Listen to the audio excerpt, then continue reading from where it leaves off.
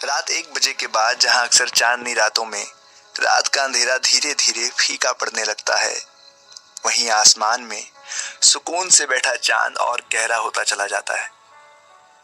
मेरे कमरे की खिड़की से चांद कुछ ज्यादा ही खूबसूरत दिखता है। हालांकि मैं खिड़की से बाहर कम ही देखती हूँ, मगर बाहर से आती हवा खिड़की के पर्दों से गुजरते हुए हौले से मेरे कानों में आकर कह जाती है, देखो ना, तुम्हारी खिड़की से झांकता हुआ चांद कितना लुभावना लग रहा है। मैं धीरे से पर्दा हटाकर खिड़की से बाहर देखती हूँ। सच सच में चांद कुछ ज्यादा ही सुंदर लगता है। रात की खामोशी चांदनी रातों में मन में एक अजीब सी शीतलता भर देती है। मेरी खिड़की से झांकता हुआ चांद कुछ ज्यादा ही मन भावन लगता है, खासकर तब जब चांद के बहाने अक्सर उसे देखने लगती हूँ। उसे, वो जो मेरा होकर भी मेरा ना हो सका। चांद को देखते हुए समर की यादें कुछ ज्यादा ही परेशान करने लगती हैं। लड़कियां प्यार व्यार नहीं समझती, समर ने बातों ही बातों में कहा था एक बार। जानती थी मैं उसकी इन बातों की वजह, मगर पलटकर कुछ भी कहना उचित नहीं समझा। आखिर उसकी इस बेरुखी की वजह मैं ही तो थी। कॉलेज के सेकेंड ईयर में पहली बार समर को नोटिस किया था, वो भी तब जब मैंने चुपके से उसे मुझे देखते हुए देख लिया था। सक पका सी गई थी, गुस्सा भी बहुत आया था और चिढ़ भी हो गई थी। समर अक्सर छुप छुप कर मुझे देखता था और मैं अधिकतर उसे नोटिस कर लिया करती थी, मगर कुछ कहती नहीं थी। कहती भी आखिर कैसे, वो सिर्फ देखता था, कहता कुछ नहीं था। और जब सामने से कोई कुछ ना कहे, तब हमें भी कोई हक नहीं बनता कि हम उसे जाकर कुछ भी बोले। कॉलेज में हम दोनों की ही क्लास एक थी, मगर सेक्शन अलग अलग थे। शायद यही वजह थी कि कभी पढ़ाई के किसी काम की वजह से भी एक दूसरे से कभी बात नहीं हुई। यहाँ तक कि किसी ग्रुप में भी हाँ, नोटिस एक दूसरे को रोज करते थे। वो मुझे चुपके से देखता था और जब मैं उसे ऐसे चुपके से देखते हुए देख लेती थी तो अपनी नजरें कहीं और घुमा लिया करता था। शायद उसे भनक लग जाती थी कि मैंने उसे मुझे देखते हुए देख लिया है। नजरों ही नजरों में एक दूसरे को देखने का यह सिलसिला ग्रेजुएशन के आखिरी साल तक चला। अब धीरे धीरे समर हमारे फ्रेंड सर्कल में शामिल होने लगा था। मेरे दोस्त अब उसके दोस्त बनते जा रहे थे, लेकिन हाँ, उसके दोस्त मेरे दोस्त कभी नहीं बन पाए। इसकी एक खास वजह भी थी, वो ये कि मैं कभी किसी से बात नहीं करती थी। ग्रुप में भी बाकी सब दोस्त बात करते थे, मैं बैठकर बस उनकी बातें सुना करती थी, जैसे अब समर की सुनती हूँ। बातों ही बातों में कई बार समर ने मेरे लिए अपनी भावनाओं को ग्रुप में सबके सामने जाहिर किया, मगर मैंने कभी उसे इस बात का एहसास भी नहीं होने दिया कि मैं भी उसके लिए कुछ महसूस करने लगी हूँ। वो जो अपनी भावनाओं को सबसे शेयर करता, सब उससे उस लड़की का नाम पूछते और वो हर बार चुपके से मेरी तरफ देखकर आसमान की तरफ देखने लगता और कहता, वो भी सिर्फ ख्वाबों में मिलने आती है, हकीकत में ऐसा कुछ है नहीं। प्यार कभी बताकर या पूछकर नहीं होता, मुझे मालूम था। मेरे दिल में समर के लिए कुछ ना कुछ है, मगर मैं कभी ये न किसी और से कह पाई और ना ही समर से। उसका रोज मुझे चुपके से देखना अब बुरा नहीं लगता था। हाँ, लेकिन किसी रोज उसका कॉलेज ना आना जरूर बुरा लगने लगा था। जिस दिन भी वो कॉलेज नहीं आता था, लाख बिजी होने के बाद भी पूरा दिन एक अजीब सा खालीपन मुझे घेरे रखता। कभी लाइब्रेरी, कभी कैफेटेरिया, हर जगह दोस्तों के साथ ही होती थी मैं, मगर मेरा दिल वो तो बस समर के पास होता था। उसकी बातें, उसके किस्से सब बहुत याद आने लगते थे। और अगले दिन जब वो कॉलेज आता तो नजरों ही नजरों में उससे सवाल भी कर लिया करती थी कि आखिर कल कॉलेज क्यों नहीं आए थे। वो मेरी नजरों की भाषा समझने लगा था जैसे। अब वो जब भी छुट्टी के बाद कॉलेज आता था तो अपने ना आने की वजह खुद ही ग्रुप में बता देता था, और यही छुट्टी पे जाने से पहले भी।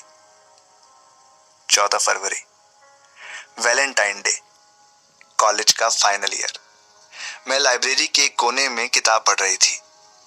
कि समर चुपके से आकर मेरे पास बैठ गया। उसके हाथ में एक प्यारा सा गुलाब था। गुलाब हमेशा से मुझे बहुत पसंद रहा है, वो भी लाल गुलाब। लाइब्रेरी में ज्यादा बात करना अलाउड नहीं था। समर ने धीरे से वो गुलाब मेरे सामने टेबल पर रख दिया। मैं डर गई थी, कहीं कोई देख लेगा तो क्या सोचेगा। मेरी तो जान निकल गई थी। मैंने झट से इधर उधर देखा। गनीमत थी कि आज लाइब्रेरी में कोई नहीं था। वैलेंटाइन डे पर कोई होगा भी कैसे, सब मेरी तरह बोरिंग थोड़ी है। मेरे चेहरे पर डर की लकीरें समर ने पहचान ली थी। वो झट से खड़ा हुआ और अपनी जेब से कागज का टुकड़ा सामने टेबल पर रखते हुए बोला, पहली बार किसी के लिए कुछ लिखा है, पढ़ लेना, मुझे तुम्हारे जवाब का इंतजार रहेगा। इतना कहकर समर लाइब्रेरी से बाहर चला गया। मेरा दिल इस समय बहुत जोर से धड़क रहा था। धड़कनों में जैसे कोई तूफान आया हो। आंख में आंसू थे और चेहरे पर डर। जैसे तैसे करके मैंने खुद को संभाला। थोड़ी देर किताब को वहीं सामने टेबल पर ही रखकर मैं चुपचाप बैठ गई और उस कागज के टुकड़े को एक टक निहारती रही। क्या लिखा होगा इसमें, यही सोच रही थी।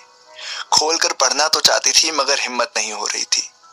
कहीं किसी ने देख लिया तो क्या सोचेगा, मैं किसी का लव लेटर पढ़ रही हूं। क्या इज्जत रह जाएगी मेरी। और फिर पढ़ने के बाद जवाब भी तो देना पड़ेगा। क्या जवाब दूंगी उसे, मेरे पास तो कोई जवाब ही नहीं है। इन सब चक्करों में मुझे नहीं पढ़ना है। और घर वाले तो मार ही डालेंगे मुझे। नहीं, मुझे इन सब से दूर रहना है। ऐसी हजारों बातें मेरे जहन में घूम रही थी। क्या सही है क्या गलत मुझे नहीं मालूम। मालूम था तो बस माँ की वो बात कि कभी कुछ ऐसा वैसा किया ना तो जान से मार देंगे तुमको। ये सब मेरे दिमाग में घूम ही रहा था कि लाइब्रेरी में लगी दीवार घड़ी की आवाज ने मेरा ध्यान अपनी ओर खींचा। ये क्या, 2 बजने वाले हैं। घर जाने का भी समय हो गया है। घर जाना तो था मगर उस कागज के टुकड़े का क्या करूं। घर तो लेकर जा नहीं सकती थी। गलती से भी किसी की नजर पड़ गई तो मेरी तो जिंदगी का वो आखिरी दिन हो जाएगा। क्या करूं इसका, कुछ समझ नहीं आ रहा था। तभी अचानक ख्याल आया कि क्यों ना एक बार पढ़ ही लूं। पढ़कर फिर यहीं फाड़कर डस्टबिन में डाल दूंगी, किसी को पता भी नहीं चलेगा। प्यार में अक्सर दिल और दिमाग का खेल बहुत जबरदस्त होता है। दिल कहता है ये कर ले, दिमाग कहता है नहीं, दुनिया को देख, पेरेंट्स फैमिली के बारे में सोच। दिल कहता है वो अच्छा लगता है, चल बात कर ले एक बार। दिमाग कहता है नहीं, वो अनजान है, कोई क्या कहेगा, अजनबी लड़के से बात कर रही थी। दिल कहता है चल बता दे उसे कि तू कितना प्यार करती है उससे। दिमाग कहता है नहीं, मत बता, समाज स्वीकार नहीं करेगा। दिल कहता है प्यार किया तो डरना क्या। दिमाग कहता है चरित्र पर बात आ जाएगी, अपने घर वालों के बारे में तो सोच। दिल और दिमाग की ये जंग अक्सर आंसुओं पर आकर खत्म होती है। अंदर का गुस्सा जो अंदर ही रह जाता है अक्सर आंसू बनकर आंखों से बहता रहता है। समर का दिया वो कागज का टुकड़ा मैंने डरते डरते पढ़ना शुरू किया। उसने अपनी हर एक फीलिंग को उसमें लिखा था। मैं पढ़ रही थी और महसूस कर रही थी। उसकी बातों ने मेरे अंदर न जाने कितनी सिरहन पैदा कर दी थी कि मैं उसके लिखे उस खत को कई बार पढ़ गई। उस खत में लिखा एक एक शब्द मेरे दिल में हलचल पैदा कर रहा था। प्यार शायद इसी को कहते हैं।